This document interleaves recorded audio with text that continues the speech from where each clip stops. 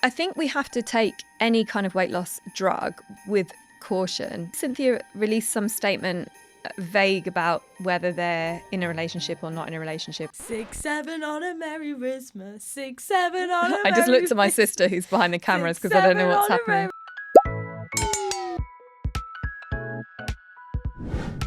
Hello and welcome to The Social Battery with Lily and Ali. Woo! Never get bored of cheering ourselves. I know, it's so fun. Oh my God, my necklace has gone crazy. Can we do it again? Sometimes when we do that, the sound guy comes in and is like, we just need to tweak some things. He's And like, that's yeah, okay. just checking because it's going to mess up the audio. So we're back, another week of The Social Battery. Yes. I forgot to say last week that during December, we would, of course, be bringing our mini Christmas tree into the studio with us. It's here for the whole of December. I had such high hopes of decorating everything, and this is as far as we got. A very small, tacky fake tree that I decorated with my own fair hands. And I watched you do it. You watched me do it and was just Why like... did you dog up with it? You were just like, thanks, Sally. Thanks, Ali. Do you think that's actually... Is that generally how you think I sound? Thanks, Ali. Because that's the voice you do. And I hope to God I don't sound like that. That's the voice you do. And I hope to God I don't sound like that. That sounds like a bit like Leeds bit, like, yeah. That sounds a bit... No, okay, I'm going to stop. I'm embarrassing myself. Because it's quite funny because, I don't know, like, some of my dad's family, they're like, no. Now then. No. How do I sound to you? You just sound like, I don't think you really have an accent. It just sounds nice. It just sounds like a nice accent. You just sound very like I hear your voice and I think clean, proper, and just all over, just a nice accent to it. How's your social battery this week? It's bad. Is it? No, I'm joking. I just wanted to say. I was going to say, you seem quite peppy. I am quite preppy. No, I just was like, it's good. Yeah. How's your social battery, Ali? My social battery, it's okay. But I have been carrying inside of me a rage that I can't quite explain. I think it may be PMT. But I don't normally get PMT, right? What's PMT? Premenstrual tension. I was thinking it was like... I literally made a joke to Nanny Plum the other day. I was like, do you know, the good thing is I'm self-aware. So I know there is an anger inside me that is festering and living. Only over these last 2 days, I realised you looked very scared when I said that. And I was like, imagine there are people in this world that... Wait, you're going to have to tell me what PMT means, though. It's when you get grumpy before your period. Oh, I thought it was PMS. Same thing. Premenstrual tension or premenstrual stress. Go on. So you were like, got it. Sorry, it's like English literature. I don't know what's wrong with me. I feel like it must be hormonal or something. And I said to Nanny Plum the other day, I was like, do you know, there are some people that would feel the sort of rage that I have inside me right now, and they'd go to the pub and have a fight, or like they'd go out and do road rage. And I just have to sit there with this feeling inside of me where I just want to do something. This is why I said in the previous weeks you've just got to take it out on someone else. But it's not someone socially else has to be the punch acceptable. yeah, but it is. Ali, no one's perfect. And that's why sorry is used as a word to be like, do you know what, I did that and I'm sorry. I just made a joke out of it to Plummy, Nanny Plum, Plummy Nun, Nanny Plum. And she was, help. And she was just like, hee, hee, hee, hee, hee. Like she found it really funny that I had the rage inside of me. And then she has quite a dark sense of humour. So there were a few times throughout the day when she was like, she like cut it a bit close to the line. And I literally was like, I'm very sensitive today. And I know I was joking about it, but now it's not the time to test me. Oh, see, this is the thing. I felt like I was going to birth into a new villain era. And actually, I was ruminating on things that had pissed me off this year as well. And I was like, next year, I'm going to be different. I'm taking no shit from anyone. I'll be honest, though. Do you know, like, when you PMS, like, I know I get very angry in that, but then after I finish PMSing, I still agree with myself because I don't like to disagree with myself. So I was like, no, I was right in that situation, and then Your feelings might have been completely valid. It takes me 2 months to realise I was PMSing at that time. Yeah, I think sometimes your feelings can be valid, but your reactions can be too much. Do you know what I mean? So That's very true. You're entitled to feel as much. And sometimes we can be right about the things that we're angry about, but how we act on them cannot be acceptable. That's a really good way of going for it. What was that saying again? You can be right about the things that made you angry, but your reaction can be an overreaction still. Yeah. That's where I rest on that. But yeah, anyway, I didn't kill anyone, so that was good. I'm proud of myself. I didn't act on the rage, but there is definitely some sort of rage simmering in me. And I think part of that is this like huge sense of injustice. At least you're self-aware. Yeah. But it's so frustrating because then I just sit there being like, I'm so mad. And there's nothing I can do about it because I'm self-aware and I have self-awareness. I can't take it out on someone because then I'd feel guilty because I know that's the wrong thing to do. And I just have to live with this rage inside me.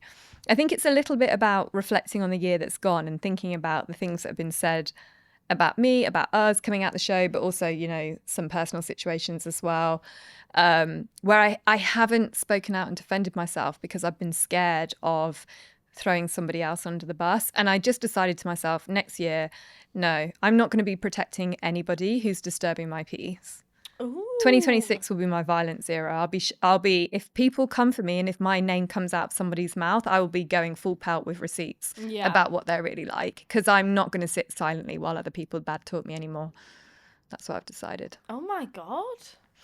It's to the point. Dark, mysterious, royalty-free music fills the scene. I mean, do you know what? When like someone does me a hate comment or anything, I just think of like the most offensive thing I can say to them and then just read it out in my head and then just laugh.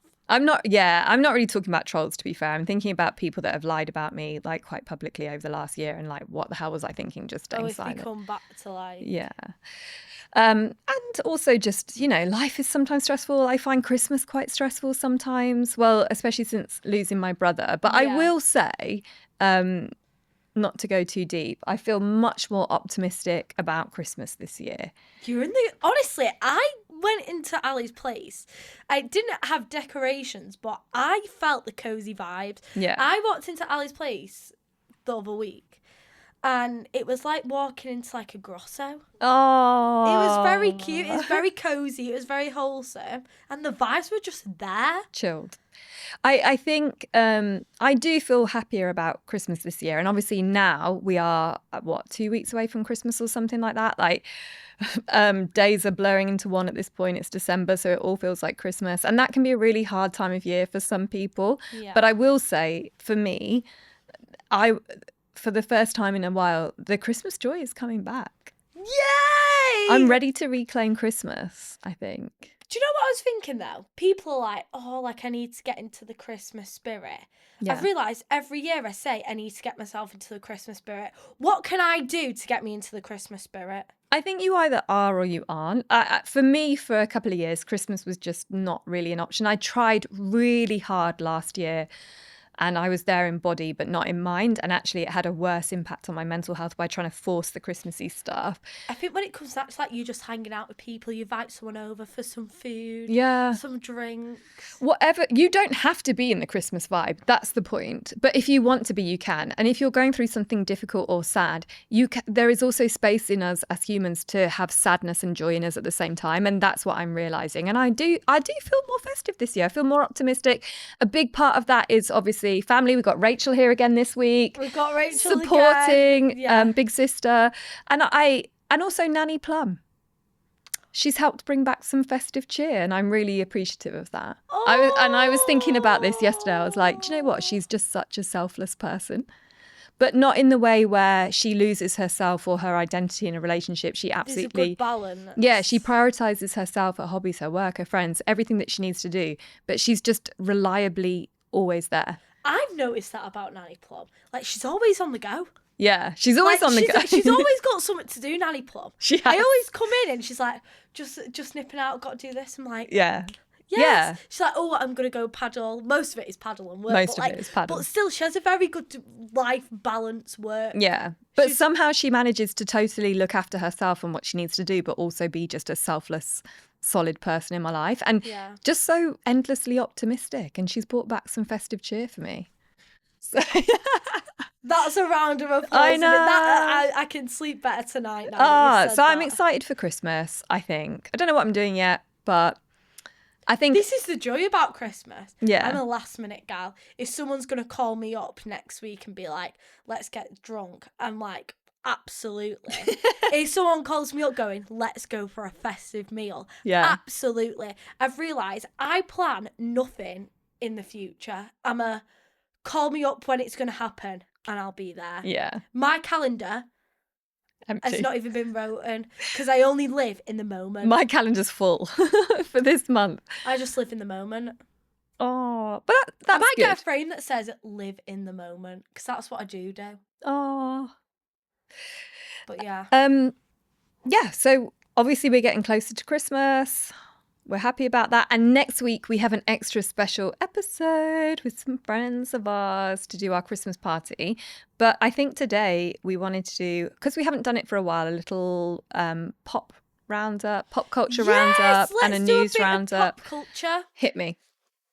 6, 7 on a Merry Christmas. 6, 7 on a Merry Christmas. I'm joining in dancing. I don't know what it is you're doing. And a Happy New Year.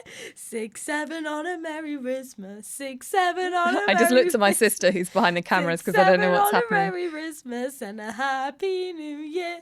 6, 7 on a Merry... It's still going, by the way. What? Hey?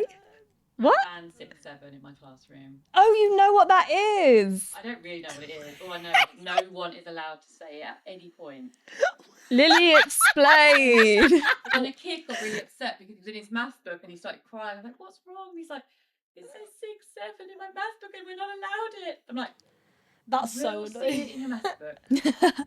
6, 7 on Okay, a wait, stop. What are you doing? 6, 7 Stop. Christmas, 6, 7 on a... It basically, I thought it meant something rude because I thought it was like a iteration of 6, 9.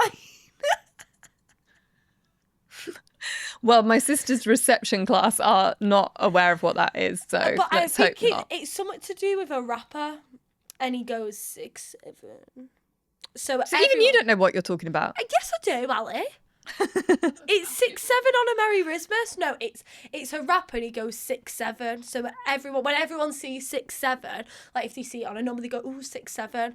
Like my Uber driver was driving and the speed was at 6, 7 miles per hour and I went 6, 7. Like that's what it means. And they've made a song about it going 6, 7 on a Merry Christmas. Who has? I haven't heard this TikTok, song. Because if you know about 6, 7, then you have Riz. Oh, well, I don't have Riz and I don't know what's happening. But it's basically just and it's not on my FYP. On my FYP is like otters holding hands in rivers. Because otters sleep holding hands. Ali's on millennial TikTok. No jokes, to be fair, you do know what you're on about. When you show me TikTok, I'm like, oh, well, she knows what she's on about. Not really. I'm obsessed. I'm obsessed with Marcus the Worm. What? Have you heard of Marcus the Worm? Who's that? It's basically this like virtual reality worm thing with legs. And it's obviously operated by a woman in this virtual reality world. And she makes this worm go around talking to this guy called Robert. So you always see it from Robert's perspective. But people have clipped it and made like little individual TikToks or Instagram reels about it. And then it's just this little worm that says the most random things. Like he'll come up to Robert and be like, Robert, it's pissing me off. And he's talking about a rock. And I watch him for hours sometimes. That sounds so bad. Hence why it's not on my For You page. It's so funny. To be fair though, as well, I feel like I'm more on marketing TikTok. Like everyone's trying to sell me something on my FYP. And I'm on Marcus the Worm TikTok. Yeah. Does no one try and sell you anything on your FYP? No. Oh, everyone tries to sell me everything. I'm just like, oh my Obviously, God, I get the odd one. And it's always these like bodycon tops on TikTok Shop. I'm sick of them. I They're know what you like want. The control Mousse Lover one. underwear, but also tops. And I always see them and I'm like, they look nice. And then I scroll on. But I'm like, why am I getting ever sent bought- these all the time? Actually, speaking of TikTok shop, the way I knew Ali was cool was when I first met you. Oh, God, are you going to tell the wee Cherie story Yeah, again? and she had a little lip stains and the wee Cherie. And I was like, oh my God, you have that? And you're like, yeah, like, I have it. Like, I use none of those products anymore. do you not? No, well, the Sashu lip liners, I've just gone back to normal lip liner. Have you not used lip stains anymore? Not for a while. They all dried up and then I couldn't be bothered to buy any more. I know, sad day. What else you got for me? Are you a part of Group 7? Huh? Group 7? What's Group 7? Exactly, you're not a part of it. I don't understand. I need a bottle of water to take on this information. Who's Group 7? What's Group 7? You can't know unless you're a part of Group 7, Ali. Are we going to do this all episode where we just hang in suspense, where it's very clear I don't know what's happening? What I've realised is that TikTok trends are quite like, I mean, if you don't know about it, then you're not part of it. God. Is it like a cult? Am I going to A get bit. executed? Group 7 is a bit more culty than 6, 7. Are you going to explain it, or are you just going to leave me hanging in the abyss of not knowing? I can't. It's something that you can't. 6, 7, I can explain it. It's just like a trend off a rapper. Okay. But Group 7, it's that you only know it if you're a part of Group 7. Well, that was a good story. To anybody listening who's not watching us as well, that would be the most boring segment I've ever heard in my life. Oh my God, my knickers are Group out. 7 with no explanation. I don't know what it is. You can't explain I it. can't explain it. When you're a part of Group 7, you know what Group 7 is. It's one of them things that I can't explain. Okay. Until you join us. Are you okay? Because actually, since you've moved to London, we have unearthed some innocence in you that has been exploitable by people. One, you nearly got your sister's car stolen. Honestly, my trust in humanity has Since gone she up moved to there, Since London. I've moved to London. I almost got my sister's car stolen. When my sister was parking up outside my place, she was like, Lily, screaming at me outside the window. I said, Gemma, calm down. I have neighbours and you are making me look like a twat, telling me to shout at you if you're parking like correctly. Anyway, this guy just, it's like, well, I thought he was like Jesus. He just appears out of nowhere. He goes, I'll pack your sister's car. I was like, this is why I chose to live here. It was a sign, like everything works out. A man has just kindly offered to park my sister's car for her. I was like, yes, you can park my sister's car. Gemma, get out the car. This man is parking it for us. And she was like, no. I was like, well, what do you mean no? Why are you shouting at me? Telling me to help you and this man will say it. Anyway, the man left and she was like, are you stupid? And she was like... So Lily was about to hand over the keys to her sister's car while they both got out and allowed a stranger to park it. But this is the thing, I just think humans are nice people, but clearly not. You've got about 20 years until that view leaves your life forever, I imagine. And then you'll become bitter and miserable like me. I don't think you're bitter and miserable. Thanks. I think That's an optimistic perception. I think you're patient, Oh. calm, and quiet. Just like you accept things for what they are. Yeah. But I think you're very relaxed and calm. Thank you. Apart No from when I'm problem. PMSing and I just live with rage inside me and can't do anything about it. What was the I've other got thing? something we can talk about. What? Wicked. So Okay. the second Wicked movie has come out, Yeah. and me and Ali haven't watched Wicked. I haven't watched anything. I haven't seen any musical, any film. I told nothing. my manager, I was like, Nada. I feel like everyone is watching the second Yeah. Wicked movie. And my manager texted me, like, I was like, what are you doing this weekend? And he was like, oh, obviously I'm watching the Wicked second movie. I'm like, I've not even watched the first. And he was I haven't like, watched "What?" anything. Even the old musical before these films came out, and like absolutely, it's completely lost on me. Have you seen Ariana Grande and Cynthia Erivo about the, yeah. what's the name? Erivo. Erivo. Yeah. About the conspiracy theory that Cynthia Erivo is very close with Ariana Grande and a bit protective over her but some people are now thinking that they're dating, and it's become like a meme online that they're dating. I've heard a few things. Weird that you should bring this up, by the way, This is because what I had written down. I had this written down, but from a different angle, which we'll come to later. But I have a whole thing written down about them as well. Because I had this in the pop culture, because all my memes need to be like protective, and then they've got Cynthia Eriva's eyes like this. Apparently, Cynthia released some statement vague about whether they're in a relationship or not in a relationship or whatever else. Lots of people, obviously, for months have been commenting on how their dynamic is and how it plays out in public, with Cynthia being very protective and Ariana being like, she presents as very vulnerable and childlike, not like how she used to present when she was in the public eye. Thing, she never presented herself like that. She before. presented like sassy and like, hey guys, it's Ariana Grande. Yeah. I don't really care if they're, if they're dating or not. Well, that will move my life in no perceivable way. I'm like, oh my God, like, because Ali, on the interviews, it is a bit weird. And people say that about our dynamic, to be fair. No, but are you like imagine sometimes. like they'll be like, no, it's the way like the act as well. They're like, what's your favourite movie? What's my favourite movie? Cynthia. It's very like Disney character. They're almost in character all the time. Ariana will be like, our favourite movie. Oh my goodness, I hear a train. Are we safe in here? Is it coming through the building? It's very theatrical. Like they do this face like.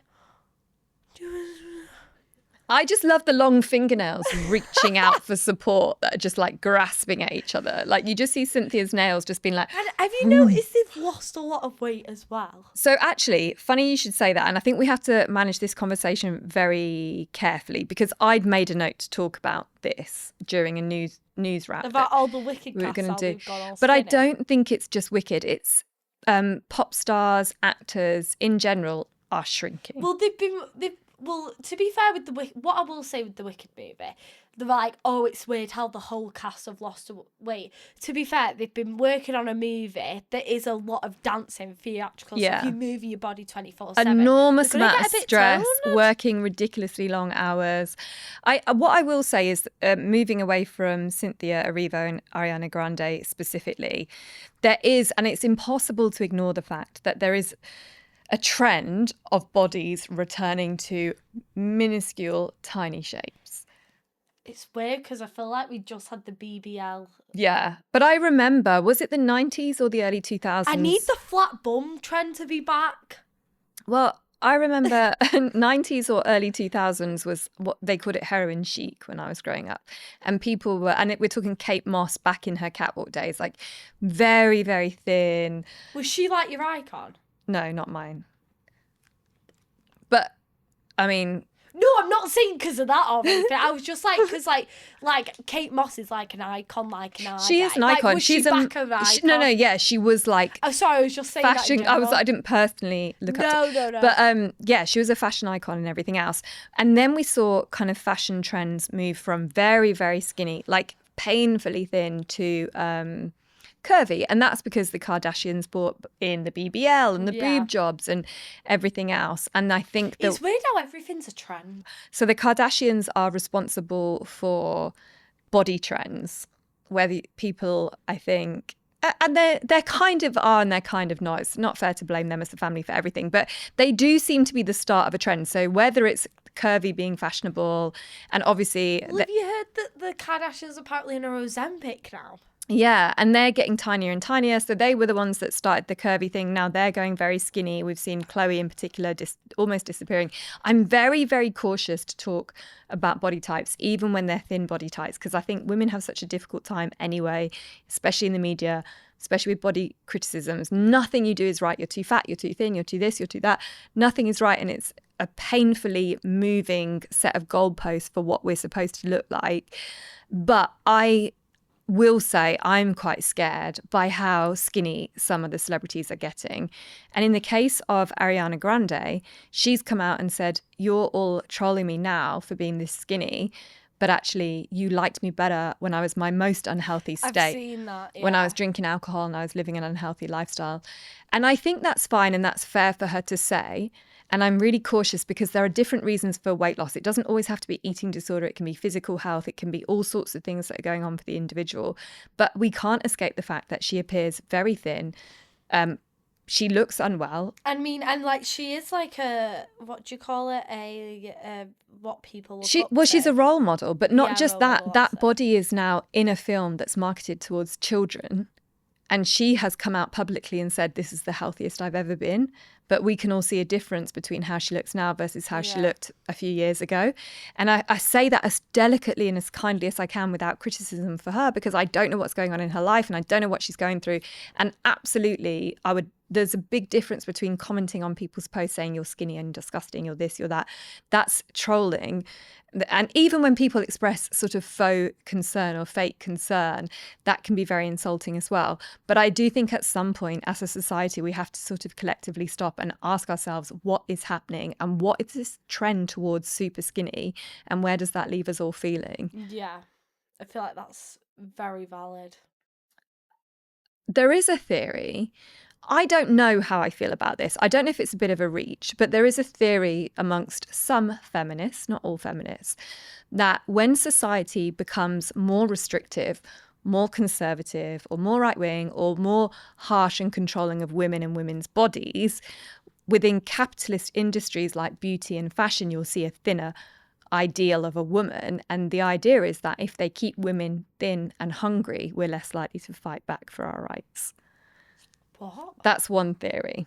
I feel like that is a bit of a reach. It I'm feels all for women's rights, but even that like took me loads to yeah, calculate. it feels in my a bit like to have a mass calculation on a global scale feels like a bit of a reach. But at the same time, you know, if you decide to go for the cake on a Sunday, then maybe that's an act of feminism because you're rejecting this idea of thinness as being the ideal. Wait, what? I'm so confused. It's just what some feminists say. It's not what I say. Oh, it's wait, just this a is theory. what feminists Yeah, say? not all feminists, some feminists. It's just one theory that has been thrown out is that what you'll see in society is that as society becomes more restrictive of women, so for example, we've seen in America that many states have lost their rights for abortion, that as society becomes more restrictive of women's rights, you will see the fashion or the beauty ideal shrink. And it's an idea that thinness controls women because if you're tired and weak and hungry, you can't fight for your rights. What the hell are you on say? There might be something in it. Do you think there is? I don't know. But I do think, regardless of whether that's true or not, there's definitely a pendulum swing now. Oh, sorry. A pendulum swing. There's a pendulum swing It's back. going to be part of my new vocabulary. A pendulum swing. There's a pendulum swing back towards being very controlling of women. And maybe some of that is reflected unconsciously in the ideal that we're supposed to work towards. And at the moment, that is a very skinny body type. We had Serena Williams was in the media at some point during the last year because she's been promoting GLP, which is the weight loss drugs. What do you think about the weight loss jabs? I think they absolutely have their place for some people. There are some people that have struggled to lose weight, and if they don't lose weight, it's going to have an impact on their health. And this might be something that could be absolutely pivotal for them in regaining control over their health. There's also some evidence that they can be really helpful for perimenopausal women, and it can help regulate hormones and help with some weight loss that might also have some other wellness benefits out. Honestly, I think they're sick. I feel like we've cracked the code in society. Finally, like people, because some people struggle so much to lose weight. Like I know people who've took it, and like personal people in my life, and they've struggled so long and like really tried, and this is just. There's definitely some benefits, but I think we also have to acknowledge that what we have now is a shortcut for weight loss, and it is not just overweight people using them. It's normal, healthy-bodied people that are using them to strip away. Well, that's the thing. Fat. When you get them under the counter, I've heard stories online. And that's because of what we were talking about a minute ago, which is this idea that now slim is not what's fashionable. It's very, very slim, like bordering unhealthy slim is what's become fashionable. Serena Williams, the tennis star, she was advertising GLP, and I'm very cautious again about how I comment on this because who am I to comment on how any woman reclaim some kind of power or autonomy over their body, especially a woman of colour who has even different standards placed upon her than you or I that we cannot relate to necessarily. But even that aside, you can feel some sadness about the fact that this absolutely world famous athlete can be at the absolute top of her game and still think her body needs weight loss injections. And that to me is sad, because your body is performing at a level that some of us could never even imagine. I think we have to take any kind of weight loss drug with caution. There are some people who may greatly benefit from it, but we can't avoid the fact that it's affecting... But it's getting so normalised. But it's affecting how we all perceive... And this is what bothers me. I actually talked about this in Big Brother in the house. We were talking about fillers and injections and all those things. And I absolutely do not judge cosmetic enhancements or whatever else. But when we're talking about these things, there was a point in history where a fashionable face came into play where that never happened before. People had different faces, and unless you had surgery, you couldn't change how you looked too much. But then a face, the Kardashian face again, became the fashionable face that everybody kind of superimposed onto their face with fillers. And that's wild that an actual face structure can become a trend. I know, that is so true. And the same with bodies. And the fact that it is always changing, the fact that the fashionable body shape or size is changing multiple times throughout your own lifetime shows you there's no objective truth of what's attractive, because it's always moving. The goalposts are always moving. A BBL, but I've just accepted my body, and I feel like that's what we've got to do. But there's so many people that would look at you as like the beauty standard. I know, but this is skinny blonde. Do you know what I mean? With bad roots. With bad, terrible roots. Be careful or you'll get a diss track written about you. But yeah, I feel like we've fluffed our way through this topic a little bit, and it's quite a heavy topic. Yeah, because I feel like it's a hard one, body image. It's a hard one because we're both slim white women who fit a certain beauty standard of some kind. And it's very hard to speak about beauty standards without appearing a bit hypocritical. But I think we have to acknowledge that there's good and bad in everything. And there's something happening at the moment that's deeply uncomfortable in the pressure that it's always been happening. But there's a real pressure at the moment for women just to shrink and shrink and shrink and shrink. And that's very unnerving. We're going back to the 90s. Yeah. Which is unfortunate. Yeah. I mean, my sister's into this week again as well. Like, we grew up in the area where there were TV shows where they would literally film you. Their reality TV back then, there was a show called 10 Years Younger, for example. They would take a woman out in the street and it would all be on television, and they would ask people to judge her age. And then they would all be like, oh, you're serious? Should be just some like random, just some, and normally they were just very normal, average people. And they would take them out in the street and people would be like, oh, you're 58 and this poor woman's like 32 or something. And then she'd have a full makeover, hair, clothes, everything. And they were just insulting this person throughout the whole show. And that was the show. Have you watched, what is it now? Sorry, let me think. The Models one.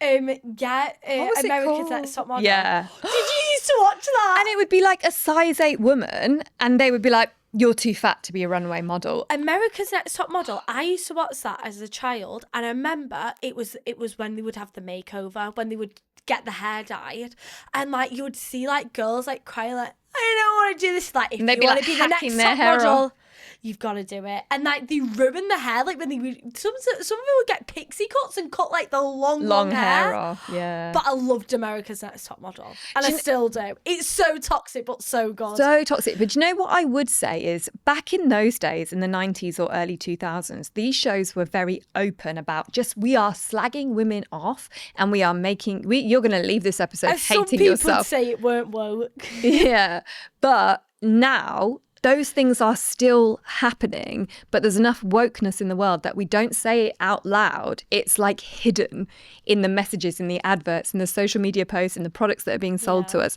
It's hidden. It's still there, but it's like in secret. And that's almost more dangerous because that's actually a really good point. Because we can't tell what's happening to us. It's being drip fed to us, this ideal of what women could be. But I loved America's Next Top Model. It is so bad. It's so good. Me and my mum used to watch it, and I used to get high heels downstairs. I'm like, oh my God, do you think, where can we watch America's Next Top Model? It's so bad, but so Please, good. I don't want to watch that. I've got, just to finish us off, I've got, you laugh at me when I say this. Am I the asshole? Right. Say it again. Am I the asshole? Am I the asshole? asshole? That's the American thing. AITA. Yeah, but we're Am I the British. Are we the arsehole? Am I the asshole? Are we the asshole? Am I the asshole? AITA. God. I've got one. I went through the social battery DMs last night because I know that we asked for these a couple of weeks ago now, but we didn't respond to all of them. So I've got one for the app. Am I the arsehole? Was that better? Am I the arsehole? Am I the arsehole? So I, 23, female, bisexual. I'm a female police officer, and I find that offensive. Sorry. Did your intrusive thoughts just win? Yeah. Okay, I'll try again. So I, 23, female, bisexual, have been friends with Sam, 24, they, them, for a few years. Recently, Sam confessed that they liked Jamie, 22, male pan, who I've also had a crush on for several months. At a pub night in Brighton, shout out Brighton, Jamie came over and started chatting with me. I flirted back because I really liked them and it felt natural. Sam saw this and got visibly upset, accusing me of stealing their shot and not being a supportive friend. I feel like I can't control who I like, but Sam is genuinely hurt and now avoiding me. Mutual friends are split. Some think I'm justified, others think I should have backed off. Am I the arsehole? You're going to have to dumb that down for me for a second. I'm going to ignore everything other than the very basic facts. So, the person writing in has a crush on someone. Their friend also has a crush on that person. Yeah. That person is the pansexual. Yeah. The person writing in flirted with the person they both have a crush on in a club and their friend has fallen out with them. Are they the arsehole? The difference is their friend came to them and said, I have a crush on this person. And the person writing in didn't confess the crush at the same time. Yeah. So for the friend, it looks like they've just gone off and flirted with someone they have a crush on. Do you see what I mean? Yeah. I'm gonna say I don't think you're the arsehole. I think that you just both need to forget the guy you fancy. I don't think the person writing in is the arsehole, but I think their friends' feelings still matter. Yeah. Do you see what I mean? No, you cannot help who you have a crush on. In an ideal world, when your friend confessed their crush for the person, you would have also said, oh my God, this is so awkward, but me too. But sometimes in the moment, we can't always think that quickly to know what to say. Knowing that information and then going and flirting with the person in front of your friend was insensitive, but not the worst crime of the century. Flirting is not illegal. You both had a crush at the same time. Your crush didn't appear just because your friend suggested it, from what I'm getting from what you've written in. So no, you're not the arsehole, but your friend's feelings still matter. And it is worth having a conversation with your friend about how you move forward. And just being really open. I would just say to them, look, I know how it looks, but I actually also liked them for months. And when you confessed your crush on them to me, I didn't know how to respond. And what are we going to do about this? Because it's not all your responsibility. As a friendship pair, how are you going to figure this out? I think forget the guy that you both like or flirted with. You need to have a chat and be like, listen, this has clearly got in between us. And it's early days, so it's fixable. At Exactly. this point, this it's just a flirt. This is the beauty of the story. Yeah. It's fixable. It's fixable, it's early, and it's just a crush. No serious harm has been done. I would say in this case, you're all very young, 22, 24, 23. Unless this person you both have a crush on is going to be the person you marry and settle down with, maybe it's not worth interfering with the friendship.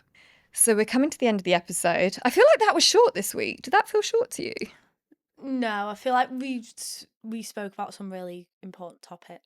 I think we did. And just to caveat that before we finish up, we're aware that talking about weight and body image is quite triggering. So as always with any of our content, feel free to come and go as you please. You don't have to listen to anything that's upsetting for you. Hopefully with us acknowledging this issue that's happening anyway in society, there's some room there for us to kind of validate and hold your feelings around any pressures you might feel that you're under. But certainly we have no expectation about what women should look like or how women should be. We just acknowledge that it's a pressure that's out there, and it's something that we just need to take note of in the most sensitive way, because there is body shaming for very thin people as well, and we don't want to feed into that trope. But yeah, so I guess that was like a bit of a belated trigger warning, but just also us kind of acknowledging it's difficult and sending our well wishes and our love, because we love all of you. I love you. And we want everybody to love themselves and feel comfortable in themselves. This is what I mean. Well, everyone is beautiful no matter what. Yeah. But this is what we're saying, no matter the beauty standard. Yeah. Which is always changing. So it's no Which point. is always changing. It's no point in trying to work towards it, because it's always changing. But yeah, just know you are beautiful. Looks fade. love Looks you. probably the least interesting thing about you, because they will disappear in time anyway, especially when It's you become just like- old and decrepit like me. It's just so hard though, because you're just like, at the end of the day, like, you're in your own body, and people are like, oh, that's fine, but you're like, actually no, like, this is my body. We have to live and find a way to be comfortable in It's ourselves accepting. and who we are. Yes. But anyway, We love you. we hope you enjoyed this episode, and thank you for watching. Have a great time. Subscribe, Bye, follow bye, bye. Spotify, YouTube, Apple Pods. See you next week. Bye.